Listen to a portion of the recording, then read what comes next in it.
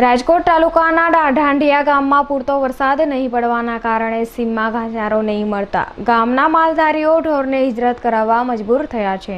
સૌરાષ્ટ્રના ઘણા વિસ્તારોમાં તાજેતરમાં જ ધોધમાર વરસાદ વરસ્યો હતો, પરંતુ ઘણા વિસ્તારો હજુ કોરા ધાકોડ રહ્યા છે। ત્યારે રાજકોટ તાલુકાના ઢાંઢિયા ગામમાં પૂરતો વરસાદ નહીં પડવાના કારણે સીમમાં ઘાસચારો નહીં મળતા ઉગતાને ગામના માલધારીઓ હિજરત કરવા મજબૂર થયા છે અને હાલ તો તેઓ કોટડા સાંગાણીના તાલુકાના ગામની સીમમાં 1 મહિનાથી પોતાના 500થી વધુ માલઢોર ઘેટા બકરાના પેટ ભરાવવા આવા મજબૂર થઈ ગયા છે। અમે રાજકોટ ગામના ગામ ઢાંઢિયાના છીએ ભરવાડ। અમારા વરસાદ કે પાણી કે કાંઈ નથી, એટલે અમે અહીંયા મહિના દીથી અમે અહીંયા માલઢોર અહીં સારવા આવ્યા છીએ।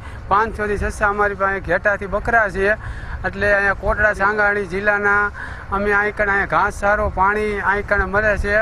પણ હવે ભગવાનને દુઆ માંગી છીએ કે અમારા ગામમાં જો વરસાદ થઈ જાય તો અમે હેરાન પરેશાન થતા બંધ થઈ જાય।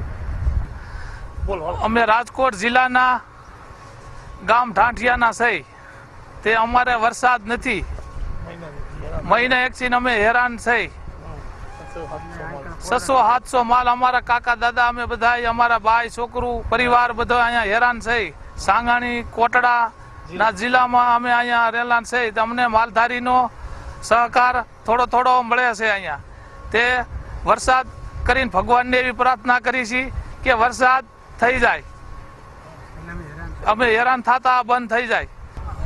અમારે ઘાસચારાનું તકલીફ છે ના ઘણી તકલીફ, વરસાદ થયો જ નથી, હજી વાવણી થઈ નથી, પાણી નથી, માલને ક્યાં પાવો નભાવા હાટું અમે આમાં આવેલ છે। હાલ તો આ માલધારીઓ તેમના ગામની 30 કિલોમીટર દૂર 1 મહિનાથી આવ્યા છે। કોટડા સાંગાણી પંથકમાં સારો એવો વરસાદ પડ્યો હતો, તેથી અહીંયાની સીમમાં સારો એવો ઘાસચારો ઉગ્યો હોવાથી આ માલધારીઓ તે અહીંયા પડાવ નાખ્યો છે।